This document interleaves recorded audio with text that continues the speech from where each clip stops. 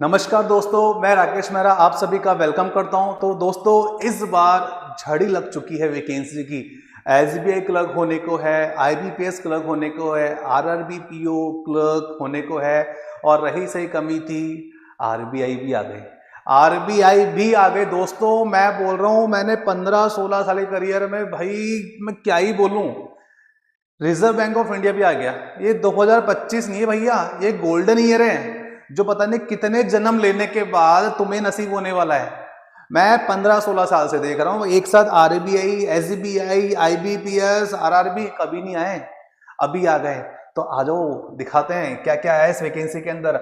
RBI grade B 2025 की notification out हो चुकी है दोस्तों। रिजर्व बैंक ऑफ इंडिया जितने भी बैंकिंग एस्पिरेंट्स से पिछले 6 महीने से या 2 महीने से भी तैयारी कर रहे हो बेटा, तो मान के चलो ये साल बहुत कुछ देखे जाने वाला आपको। आपके जीवन का सबसे लकीएस्ट ईयर होने वाला है। और अगर मैं आपको बताऊं इसकी डेप्थ में जाकर के कि क्या क्या डिटेल्स है, क्या क्वालिफिकेशन है, क्या एज क्राइटेरिया है सैलरी की तो पूछो ही मत भाई साहब, सैलरी की तो पूछो ही मत। यहां पर ये नोटिफिकेशन आया है जो कि न्यूज़पेपर के अंदर रिलीज हो गया था, और साथ ही साथ में यहाँ पे सारी इन्फॉर्मेशन बता दी गई है। वैसे तो नोटिफिकेशन कल आ चुका था, लेकिन आप लोगों से सारी इन्फॉर्मेशन गैदर कर रहा था कि कौन कौन ये लोग फॉर्म भर सकते हैं, कौन कौन ये फॉर्म नहीं भर सकते हैं। सभी लोगों के लिए फॉर्म नहीं है, कुछ ही लोगों के लिए है। अब कुछ किन के लिए वो भी देख लो, और किन कौन इस फॉर्म को नहीं भर सकता है वो देखो जरा। तो यहाँ से मैं अगर आपको बताऊं तो टोटल नंबर ऑफ पोस्ट जो है यहाँ पे आप देख सकते हो, इट्स 120। सर बहुत कम है, ऊंट के मुंह में जीरा के बराबर है। बेटा एक बात बता, तुझे तो एक वैकेंसी से मतलब है ना, अपनी मेहनत कर। अपनी मेहनत के ऊपर अगर भरोसा है तो इतनी वैकेंसी में से तुझे केवल एक चाहिए। अब ऐसा तो नहीं कि 120 की 120 तुझे ज्वाइन करनी है। तो आप लोगों के काम की जो वैकेंसी है वो ये वाली है। आरबीआई ग्रेड बी के अंदर सबसे जो ऑफिसर्स की मैं बात करूँ तो ये आपके काम की। बाकी अगर आपने इन पर्टिकुलर डिपार्टमेंट में अगर अपना ग्रेजुएशन कर रखा है तभी आप ये फॉर्म भर सकते हो, ठीक है, बाकी के लिए अप्लाई कर सकते हो। लेकिन मेरा मानना है आरबीआई ग्रेड बी ये वाली जो वैकेंसी है, तो 83 वैकेंसी, मैं तो कहता हूँ 80 भी नहीं है, 8 ही वैकेंसी है। 8 लोग भी बढ़िया से मिल गए ना आरबीआई को, उनके जीवन तो बदल देगा आरबीआई। तो मान के चलो अपने को तो एक वैकेंसी से मतलब था। और मैं आपको यदि आगे लेके चलूं तो बेटा अब यहाँ पे कुछ इंपॉर्टेंट चीजें वो देख लो कि इसका ऑनलाइन रजिस्ट्रेशन कब होगा, फी पेमेंट का क्या हिसाब किताब है। टुडे इज 9 सितंबर, मैं जब ये रिकॉर्ड कर रहा हूँ 10 सितंबर यानी कि कल से फॉर्म भरना स्टार्ट हो जाएंगे, जो कि एंड ऑफ द मंथ 30 सितंबर तक भरीजेगा। वो जो भी लास्ट डेट है शाम के 6 बजे तक, राइट। अब सुनो ध्यान से, हमारे काम का जो मैं केवल इसी के ऊपर बात करूंगा। जनरल लिखा हुआ है आरबीआई ग्रेड बी, तो ये फॉर्म का जो हम बात करें फेज 1 का जो एग्जाम होगा वो 18 अक्टूबर, बोले तो अगले महीने ही एग्जाम है। तो ये फॉर्म वो पर्सन तो बिल्कुल भी ना भरे जिन्होंने रिसेंट अभी एडमिशन लिया। हाँ, एक्सपीरियंस के हिसाब से जाना चाहते हो तो वो अलग बात है, बाकी कम से कम 2-5 महीने की तैयारी चाहिए। और अगर आरबीआई जब बात आ जाती है फिर तो इससे ऊपर कुछ है ही नहीं। तो उसके अलावा और मैं अगर आपको बताऊं, फेज 1 एग्जाम जो होगा, जो अलग अलग डिपार्टमेंट में जिन्होंने ग्रेजुएशन किया उनका 19 अक्टूबर को है। और फेज 2 जो हम बात करें, फेज 1 एग्जाम है बेटा, ठीक है, और ये आपका फेज 2 एग्जाम होगा, यानी कि आपका 2 फेज में एग्जाम होगा। जो अक्टूबर मंथ में एग्जाम होगा अगर उसमें पास हो जाओगे तो दिसंबर में एग्जाम होगा। ये इसका फेज 2 एग्जाम है। और जो अगर मैं आपसे बात करूं फेज 2 की, तो इनका जो एग्जाम है ग्रेड बी के अंदर जिन्होंने अलग अलग एक्सट्रीम में ग्रेजुएशन किया है उनका 7 दिसंबर को है। तो अक्टूबर में बेटा एग्जाम होगा, सितंबर महीना भी चल रहा है, 10 तारीख कल हो जाएगी, 30 तारीख तक फॉर्म भर सकते हो। और अक्टूबर महीना अगला ही है, और वहां पर ये एग्जाम होना है अगले महीने की 18 तारीख को। अगर आपको 6 महीने हो गए या 6 महीने से ज्यादा समय हो चुका है तो दोस्तों मान के चलना ये वैकेंसी में एक नाम तुम्हारा भी है, राइट। अब और थोड़ा सा मैं आपको आगे लेके चलता हूं।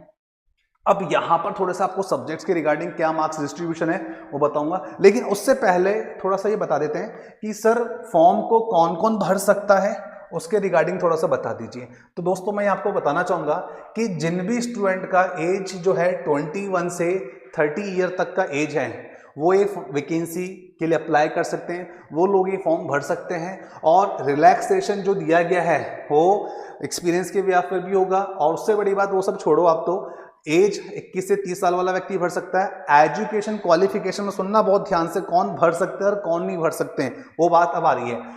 जिस भी व्यक्ति का ग्रेजुएशन हो चुका है वो फॉर्म भर सकता है। साथ में लिखा हुआ विथ 60% ऑफ मार्क्स, तो जिसके भी 60% ऑफ मार्क्स है ग्रेजुएशन के अंदर वो भर सकते हैं। और अगर आप कैटेगरी से बिलोंग करते हो, SC ST या फिजिकल जो चैलेंज है उन लोगों के लिए 50% क्राइटेरिया वो भर सकते हैं। या फिर अगर आपके पास एक रास्ता और दिया RBI ने, बेटा ध्यान से सुनो, अगर आप लोगों की ग्रेजुएशन में 60% नहीं है तो आपकी PG डिग्री में एटलीस्ट 55% मार्क्स होने चाहिए।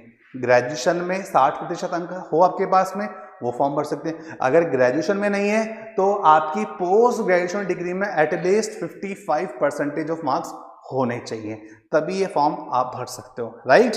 अगर ग्रेजुएशन 60% है फिर तो कोई टेंशन नहीं अपने को, लेकिन ग्रेजुएशन में 60% नहीं है और PG डिग्री में 55% मार्क्स हैं, तब ये फॉर्म भर सकते हो। और बेटा अगर PG के अंदर 55 भी नहीं है, ग्रेजुएशन में 60% नहीं है, तो ये फॉर्म छोड़ देना। ये नोटिफिकेशन की वीडियो यहीं पे छोड़ दो, अब स्वाइप अप कर सकते हो, ये फॉर्म आपके लिए नहीं। क्यों? क्योंकि कंडीशन इज दैट कि ग्रेजुएशन डिग्री में 60% मिल जाए और PG डिग्री में 55% अंक होने चाहिए। और पर्टिकुलर इस डिग्री की मैं बात नहीं करूंगा क्योंकि ये अपने पास में बहुत कम लोग होते हैं जो इस स्ट्रीम से इनमें इन्होंने ग्रेजुएशन किया होता है। जैसे क्या बोल रहा है, masters in statics, mathematics, data science इनकी बात कर रहा है, मास्टर्स इन इकोनॉमिक्स, फाइनेंस इनकी बात कर रहा है, ठीक है। तो ये लोग भी फॉर्म भर सकते हैं, बट ये डिग्री हर किसी के पास होती नहीं, तो मैं इसके ऊपर बात नहीं करूंगा ज्यादा। अब सुनो ध्यान से, वैकेंसी का ट्रेंड देखो और समझो। वैकेंसी की यदि मैं बात करूं तो 2024 में वैकेंसी आई थी, 2025 वैकेंसी। मैं आपको हर बार बोलता हूं कि अगर मैं आपसे वैकेंसी की बात करूं तो IBPS, RRB, PO/क्लर्क, IBPS, RRB, PO/क्लर्क, तो ये सबसे मतलब ये वैकेंसी हर साल आती ही आती है। इसका सैलरी स्ट्रक्चर भी अच्छा होता है और इससे भी अच्छा सैलरी स्ट्रक्चर पता है किसका होता है? IBPS, PO/क्लर्क, ये इससे थोड़ा सा अपग्रेड हो जाता है और सैलरी थोड़ा सा इनसे एनहेंस हो जाती है, बढ़ जाती है। इससे ऊपर कौन आते हैं? इससे ऊपर आते हैं आपके SBI, state bank of India, SBI PO/क्लर्क। तो याद रखो दोस्तों, ये वैकेंसी जो मैं आपको बता रहा हूँ ये हर साल आती है बैंकिंग के सेक्टर में। तो SBI PO/क्लर्क, अब इनसे ज़्यादा सैलरी, इनसे ज़्यादा रुतबा इनका होता है। आपके घर के बाहर नेम प्लेट लगी हुई है और आपके नाम पे लिखा है SBI, state bank of India, अलग ही फील है, अलग ही रोला है उसका। तो SBI PO/क्लर्क, और जैसा नाम है वैसा काम भी है, सैलरी भी मोटी मिलती है इससे ज़्यादा। और इससे भी जब ऊपर आ जाए, इससे ऊपर बेटा कुछ भी नहीं है। RBI, reserve bank of India, इनसे ज़्यादा सैलरी इनका होता है, इससे ज़्यादा रुतबा इनका होता है। और अगर मेरे से कोई पर्सनली ओपिनियन लेगा ना, कोई बोलता ना सर बैंक के अंदर बहुत वर्कलोड है, बैंक के अंदर बहुत काम है, बैंक के अंदर वर्कोहॉलिक एनवायरनमेंट है, मरण है, ये है वो है, तो बेटा चुप करके शांति से इसकी तैयारी कर लेना। बिकॉज RBI के अंदर कोई भी अकाउंट खुलवा नहीं सकता आप और मैं जैसे पर्सन। तो कहने का मतलब यहाँ पब्लिक डीलिंग नहीं है। जहाँ पब्लिक डीलिंग है वहाँ पे हेडेक है, जहाँ पब्लिक डीलिंग है वहाँ पे काम ज़्यादा है, जहाँ पब्लिक डीलिंग है वहाँ पे बहुत वर्कलोड होता है। यहाँ तो कोई पब्लिक डीलिंग ही नहीं है बेटा। जाना है, राजाओं वाली नौकरी है, आराम से जाओ। और हर स्टेट के अंदर केवल उसकी कैपिटल में ही इसका हेड ऑफिस होता है। जैसे राजस्थान का हेड ऑफिस, RBI की बात करें राजस्थान में जयपुर, तो जयपुर में इसका ऑफिस है बस। साहब जी की जैसे 10 बजे जाना, शाम को 4-5 बजे आ जाना, बीच में कुछ काम हो तो करना है, अदरवाइज किसी को जवाब देने की आवश्यकता नहीं। जैसे बाकी पब्लिक सेक्टर बैंक में होता है, जैसे बड़ौदा बैंक, स्टेट बैंक, देखिए होगा ना कितनी भीड़ है। यहाँ कोई भीड़ नहीं होती। RBI के अंदर पता अकाउंट कौन खुलवाता है? RBI के अंदर आपका BOB अकाउंट खुलाएगा, SBI अकाउंट खुलाएगा, यानी कि ये बैंकों का बैंक है, बादशाह है। इसके पास में कौन आएंगे? State bank of India, Punjab national bank, bank of Baroda, इनके अकाउंट खुलवाता है। ये पब्लिक डीलिंग नहीं है भाई। देश के अंदर जनता हजारों नहीं, लाखों नहीं, करोड़ों में है, अब तो मिलियन बिलियन में चले गए हम। लेकिन बैंक कितने गिने चुने, 18, 20, 25, 30, बस उन्हीं लोगों के अकाउंट संभालता RBI। तो कहने का मतलब है इसका सैलरी ज़्यादा है। तो ये मैं कंपैरिजन बताऊं तो पिछले साल की तुलना में बेटा वैकेंसी बढ़ गई है 66 से 83। मैं इनकी बात अभी फिलहाल नहीं करूंगा क्योंकि ये अपने डिपार्टमेंट में नहीं है। अगर आपने इसमें ग्रेजुएशन किया है तो वेल एंड गुड है, लेकिन मेरे जो स्टूडेंट्स हैं जिनको मैं जानता हूं, उन्होंने अपना ग्रेजुएशन जो जनरल, जैसे सपोज करूं अगर आप BA से बिलोंग करते हो, अपने ग्रेजुएशन में BA की है, नॉट BBA BCA, चलो BA BBA BCA सब पकड़ लेते हैं, ग्रेजुएशन में 60% है ना आपके पास, then you are eligible for this exam. Graduation में 60% और PG में 55%, दैट इज वाई आप ये फॉर्म भर सकते हो आपके लिए। और पिछले साल की तुलना में वैकेंसी बढ़ी है बेटा। मैंने क्या बोला, 83 को मत देखो, 80 को मत देखो, मैं तो कहता हूँ 8 ही वैकेंसी आई है, उस 8 पे आपका नाम चिपका हुआ है, उस 8 पर आपका नाम लिखा हुआ है। तो यहां से आपको समझ में आ जाए कि वैकेंसी इस बार भर भर के है। देख लो, ये एग्जाम होने को है, जिन्होंने फॉर्म भर रखा है, मैं यहाँ पे थोड़ा सा इसको हाईलाइट करता हूँ, ये एग्जाम होना है, ये एग्जाम होने को है, ये एग्जाम होने को है, ये एग्जाम होने को। भैया क्या कर रहे हो तुम, इतने सारे एग्जाम देके जान ले लोगे क्या बच्चों की यार? जो तैयारी कर रहे हैं मतलब खुशी से इतना फूल नहीं समझेंगे कि इतनी सारी अपॉर्चुनिटी, भाई साहब यहाँ नंबर नहीं आएगा तो इधर आ जाएगा, इधर आ जाएगा, इधर आ जाएगा। और मैं आपको लिख के दे रहा हूं, मेरे से मेरे वर्ड से याद रखना, आपका इन भाई बैंक का सिलेबस सबका सेम होता है ऑलमोस्ट, बस RBI का थोड़ा सा एक्सेप्शन है, यहाँ पे इकोनॉमिक्स फाइनेंशियल डेटा आ जाता है, बाकी सिलेबस सबका सेम है। बता रहा हूं, जिसने तैयारी अच्छे से करी है उसका इन सब में सिलेक्शन होगा। आपके पास चॉइस होगी कि यार IBPS ज्वाइन करना चाहिए, RRB ज्वाइन करना चाहिए, स्टेट बैंक ज्वाइन करना चाहिए, RBI ज्वाइन करना चाहिए। ये सारी चॉइसेस होगी आपके पास में। जब तक एग्जाम नहीं निकला तब तक एक भी निकलेगा, जिस दिन एक एग्जाम निकलेगा ना बेटा सारे निकलेंगे, क्योंकि तब तक तुम मैच्योर हो चुके होगे, आपके जो कॉन्सेप्ट्स हैं क्रिस्टल क्लियर हो चुके होंगे। आई होप मेरी बात आपको समझ में आ रही है। सिलेबस सेम है, जो डिफरेंट है थोड़ा सा वो RBI के पास है, वो आपको बेटा पढ़ना पड़ेगा। इफ यू आर एलिजिबल, पिछले 6 महीने से तैयारी कर रहे हो तो कोई दिक्कत नहीं है, RBI आपके लिए ही आया है, ये आपके पेशेंस का ही फल है। कुछ स्टूडेंट्स मेरे पास है जो केवल RBI एग्जाम को टारगेट करके आए थे कि हमको तो केवल इसी की ही तैयारी करनी सर, इसीलिए हमने आपके यहाँ एडमिशन लिया है, इसीलिए हम आपके पास हैं। तो बेटा आपका पेशेंस जो आपने रखा था RBI वो देने आ चुका है। मैं तो कौन होता हूँ, मैं आपको केवल गाइड कर सकता हूँ, सिलेबस क्या अच्छे से पढ़ा सकता हूँ, मेरे फैकल्टीज मेरे टीचर्स सब वो गाइड कर सकते हैं, बट फलदाता कर्म फलदाता जैसे बोलते हैं RBI, वो खुद आ गया आपके लिए। चलो और आगे चलते हैं। यहां से नंबर ऑफ वैकेंसीज की बात हो गई बेटा। अब यहां पर मैं आपको लेके आ जाता हूं कि सिलेबस के रिगार्डिंग मैं इस सिलेबस की बात नहीं करूंगा, इस सिलेबस की बात नहीं करूंगा, मैं बात करूंगा हमारे इस वाले सिलेबस की, जिससे मेरा student BA BBA BCA BTech वाले सब भर सकते हैं। तो बेटा सबसे पहले देखो, आपका जो एग्जाम होगा ना फेज 1 और फेज 2 में होगा, राइट। उसके बाद में थोड़ा और ध्यान से देख लो, जो ऑब्जेक्टिव टेस्ट होगा भाई, एक तो IBPS SBI के प्रीलिम्स होते हैं, आपको पता है 1 आवर का पेपर होता है, 60 मिनट का पेपर होता है, 3 सब्जेक्ट आते हैं। यहाँ थोड़ा सा डिफरेंट है, टाइम मिलेगा 120 मिनट्स। पहला ऐसा कोई पेपर फेज 1 बोलो या इसका प्री एग्जाम बोलो जिसमें 2 घंटे मिल रहे हैं आपको, 120 मिनट्स बहुत होते हैं 2 घंटे, ठीक है। और यहाँ पर सब्जेक्ट्स क्या क्या आएंगे बेटा, पहली बारी में जनरल अवेयरनेस आएगा, इंग्लिश लैंग्वेज आएगा, मेरे डिपार्टमेंट क्वांटिटेटिव एप्टीट्यूड और रीजनिंग आएंगे, ठीक है। मैथ और रीजनिंग आएगा, साथ में इंग्लिश और साथ में ये। तो बेसिकली जो आपके IBPS SBI में 4 सब्जेक्ट आते हैं, वही 4 सब्जेक्ट यहाँ भी आपको देखने को मिलेंगे। फेज 1 में कोई भी दिक्कत नहीं है। मान के चलो अगर आपको 6 महीने हो गए तैयारी करते हो बैंकिंग सेक्टर में, इसकी प्रिपरेशन कर रहे हो, तो ये फॉर्म जरूर भरना बेटा। ये आपको आपके उन पुण्यों का फल देने आया है जिसके लिए आप पिछले 6 महीने से तैयारी कर रहे हो। इस एग्जाम को जो लोग पास कर लेंगे वो जाएंगे फेज 2 के लिए अपीयर होंगे। फेज 2 की यदि बात की जाए तो यहाँ पर बेटा 3 पेपर होंगे और हर एक पेपर 100 नंबर का होगा। लिखा हुआ है ना 100 मार्क्स ईच, यानी कि हर एक पेपर 100 नंबर का होगा। और हर एक पेपर में पहला पेपर होगा इकोनॉमिक एंड सोशल इश्यूज, यानी कि आर्थिकता और सामाजिक मुद्दों के ऊपर आपको ऑब्जेक्टिव क्वेश्चन पूछेंगे, लाइक EVS SST उसी के ऊपर होगा, राइट। उसके बाद इंग्लिश का डिस्क्रिप्टिव लिखा हुआ है। डिस्क्रिप्टिव का मतलब समझते हो, आपको अपनी खुद की हैंड रिटन के अंदर जो भी टॉपिक देंगे, सपोज करो इफ आई से डोनाल्ड ट्रंप ने इंडिया के ऊपर टैरिफ्स लगा दिए या सैंक्शंस लगा दिए, उसके ऊपर डेटा दे दिया इसने, तो उसके ऊपर आपको डिस्क्रिप्टिव 2 पन्नों का 4 पन्नों का भरना है, लिखना है, आपके क्या थॉट्स है, आपके क्या व्यूज हैं। 100 नंबर का ये पेपर होगा और एग्जामिनर आपके व्यूज पढ़ने के बाद 100 में से आपको मार्क्स देगा, राइट। उसके बाद में लास्ट जो पेपर होगा finance and management. Finance and management, जो अगर कॉमर्स बैकग्राउंड से तो उनको फाइनेंस मैनेजमेंट ज़्यादा दिक्कत लेने की आवश्यकता ही नहीं है, क्योंकि उनको अच्छे से पता है फाइनेंस और मैनेजमेंट के अंदर क्या होता है। फिर भी अगर नहीं पढ़ा हो बेटा तो इतना तो समय है कि इस ऑब्जेक्टिव को आप तैयार कर सकते हो। और ये जो पेपर होगा आपका फेज 2 का, ये होगा दिसंबर के अंदर, राइट।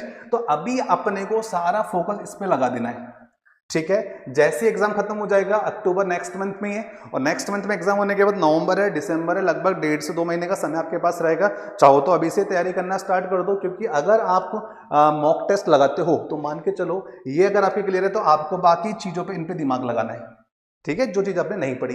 ये होने के बाद में बेटा ये क्वालिफाई कर लिए हो, ये क्वालिफाई कर लिए हो, राजा वाली नौकरी है, तो बेटा इंटरव्यू तो बनता है, इंटरव्यू तो बनता है। और आरडी क्लासेस जो है P2I तक आपको तैयारी कराते हैं। सर ये P2I क्या है बेटा? प्रीलिम्स टू इंटरव्यू तक। तो हम आपको प्री एग्जाम की तैयारी भी कराएंगे, मेंस एग्जाम की प्रिपरेशन भी कराएंगे, उसके बाद इंटरव्यू का भी प्रिपरेशन कराएंगे, राइट। तो ये सारी चीजें यहाँ पे। सो और आगे चलो बेटा, ये अपने काम का नहीं है, ये अपने काम का नहीं, तो मैंने आपको सारा समझा दिया। तो यानी कि 3 फेज में एग्जाम होगा। फेज 1 जिसको हम प्रीलिम्स एग्जाम कह सकते हैं, जिसमें चारों सब्जेक्ट आएंगे, इंग्लिश, मैथ, रीजनिंग और जनरल अवेयरनेस, राइट। और ये पास होने का फेज 2 में हो गए, जहां पर 3 पेपर होंगे। ईच पेपर आपका 100 मार्क्स का होना है, जिसमें आपका इकोनॉमिक एंड सोशल इश्यूज आ जाएंगे। नंबर 2 पर इंग्लिश का पेपर आएगा जो डिस्क्रिप्टिव है, और इससे पहले वाला जो पेपर जो इसकी मैंने बात की थी इकोनॉमिक्स एंड सोशल इश्यूज की, वो ऑब्जेक्टिव है, बोले तो ABCD टिक करने वाला है। नंबर 3 ये भी ऑब्जेक्टिव है, बोले तो फाइनेंस और मैनेजमेंट के ऊपर। तीसरा फेज का चलेगा इंटरव्यू, जो कि 75 मार्क्स का इंटरव्यू रहेगा। तो बोले तो ओवरऑल यदि देखा जाए 200 नंबर का पेपर ये हो गया, उसके बाद 300 नंबर का पेपर हो गया, 200 और 300 500, उसके बाद 75 मार्क्स का, तो यानी कि 575 मार्क्स का टोटल हिसाब किताब है, ठीक है। तो यहां पर आपको पता चले कि आपको 575 में से मार्क्स दिए जाने हैं, राइट। चलो अब थोड़ा सा और मैं आपको कुछ अच्छी बातें बता देता हूं, जिसको सुन के मन खुश हो जाए। तो ये नोटिफिकेशन अपन रीड कर रहे हैं, अभी देख। सो दोस्तों मैं आपको बता रहा था यहाँ पे कि यहाँ पर सुन के खुश हो जाइए कि RBI का जो सैलरी होता है वो स्टार्ट होता है बेसिक पे 55,200 रुपीज़ पर मंथ। ये बेसिक पे स्केल है आपका, राइट। और याद रखिएगा ये सैलरी बढ़ के 55,000 से लेके 99,000 समथिंग, यानी कि 1 लाख रुपए तक जाएगा। और याद रखो यहाँ पर जो सैलरी होगी आपको आगे जाके जो मिलेगी, जिसमें HRA तो ऐड ही नहीं, इंक्लूड ही नहीं, लगभग ये 1,22,000 प्लस सैलरी जाएगी। अगर HRA इसमें शामिल कर लोगे तो 1.5 lakh plus per month salary चली जाएगी। सो यहाँ पर एक चीज और देखो कि जो RBI ग्रेड बी का रिक्रूटमेंट निकला है, इसमें नंबर ऑफ अटेम्प्ट्स कितने हैं। तो याद रखिएगा अगर आप जनरल कैटेगरी से हैं तो आप अपने पूरे लाइफ में 6 बार ये अटेम्प्ट दे सकते हो, और अगर आप कैटेगरी से बिलोंग करते हो SC ST OBC तो आपके पास नो अटेम्प्ट लिमिट, मर्जी है जब तक आपकी एज क्राइटेरिया आपके पास आपको एक्सेस मिला हुआ है, एक्सेस बोले तो आपके पास एलिजिबिलिटी क्राइटेरिया है, चाहे आप कैटेगरी से बिलोंग करते हो, आप तब तक हर साल फॉर्म भरो, ठीक है। लेकिन मैं चाहूँगा कि पहली बार में एग्जाम निकल जाए तो बेटर है।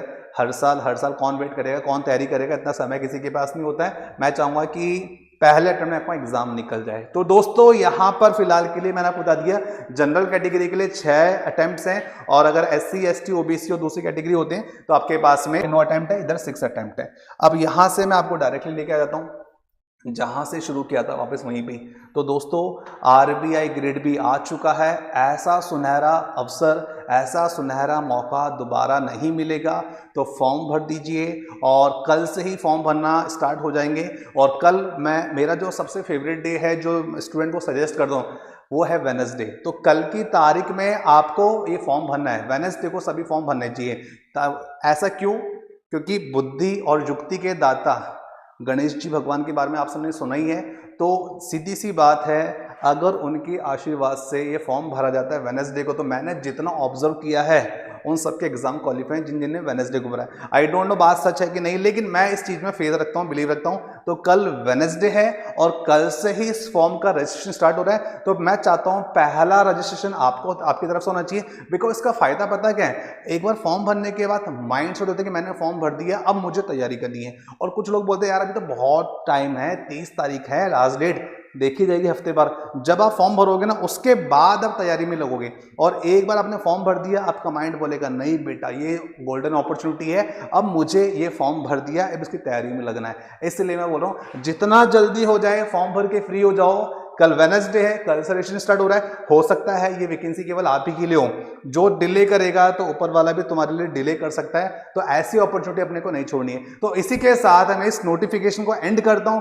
कुछ भी कंफ्यूजन, कुछ भी क्वेश्चंस रहते हैं तो आप मुझे कमेंट बॉक्स में कमेंट करके पूछ सकते हैं। मैं पूरी कोशिश करूंगा कि आप मुझे वहां पर मैं आपको रिप्लाई कर सकूं। उसके अलावा डिस्क्रिप्शन बॉक्स में हमारे कॉन्टेक्ट नंबर भी है, आप चाहो तो मुझे डायरेक्टली बात कर सकते हो। जय हिंद, जय भारत।